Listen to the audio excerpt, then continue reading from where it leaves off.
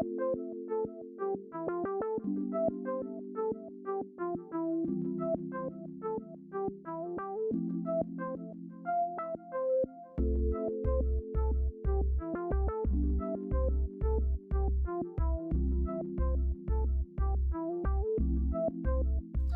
we look at sustainability, I think it's important, and the planning department has been thinking about not just issues such as climate resiliency and ensuring that we are amenable to climate change, but looking at the entire ecosystem of how communities come to be and can be sustainable from themselves, as well as using resources from outside. And so we're looking at things like social equity and social justice. We're looking at the development and the maturation of small businesses. We're looking at the growth of our households, because all of those things will help ensure that we have a sustainable neighborhood and a sustainable city. As we continue to include our residents in the sustainability conversation, we're able to have a much more equitable solution, and one that will be advantageous not only for residents here in the West Village, but for residents all across Detroit. Many are familiar with Jefferson Charles, which is the neighborhood that is immediately adjacent to the Detroit River. It also encompasses some of the smaller areas that have canals going through it. We are focusing our efforts, working with the community to come up with an equitable solution that not only will protect this community from oncoming floods, we're connecting it to the riverfront, and it'll now have the ability to not only protect this community through the implementation of levees that we're discussing. We have our activity in Corktown and Mexicantown, where we have the Southwest Greenway, which we've broken ground on, which will not only connect to the riverside, but also connect to the Joe Louis Greenway. We're literally implementing over 30 miles of greenway throughout this city that connects our city not only to the riverfront, but connects many neighborhoods to an activity and to bikeways and to walkways and to natural areas that they did not have access to previously. Let's talk about rails and trails. We have a phenomenal number, unfortunately, of abandoned railway, not only in Detroit, but all across the country. But we're making an effort to transform these abandoned easements into places of beauty, into places of access for our residents. Additionally, we're ensuring to have bioswales and other retention models along these arterials. So we had 3 to 4 floods within a 7-week span in the summer of 2021 in a city that does not normally incur floods.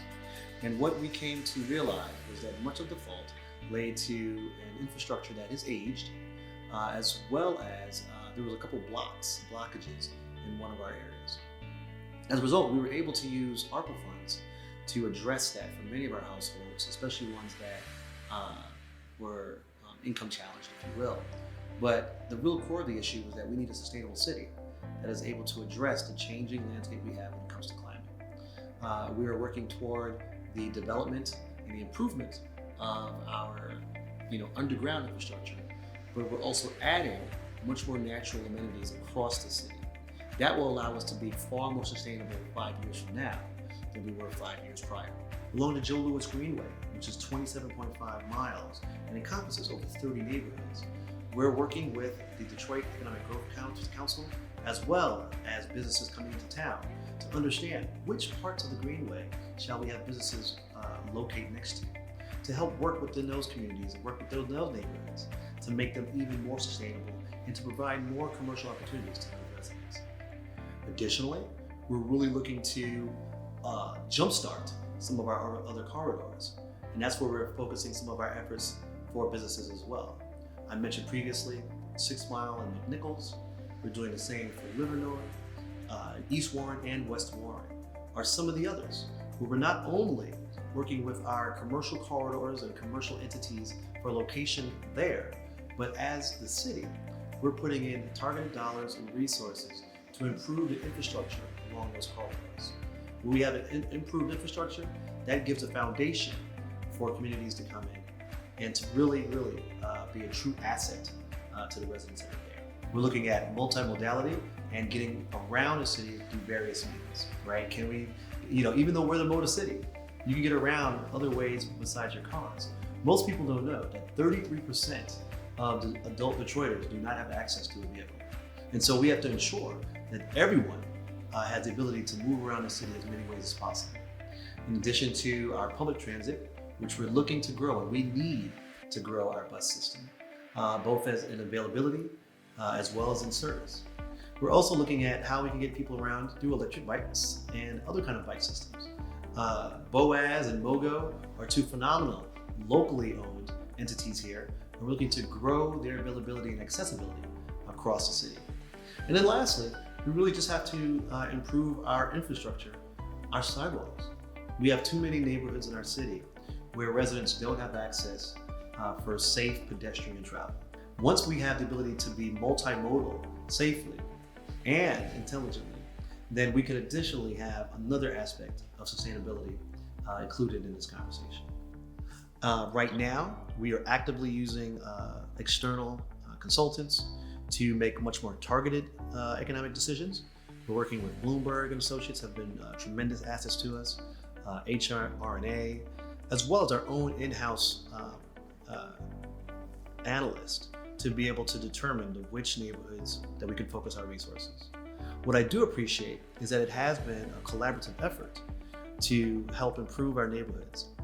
Many of you may be familiar with the Strategic Neighborhood Fund, which is a collaboration between public, private sector dollars, and the philanthropic sector.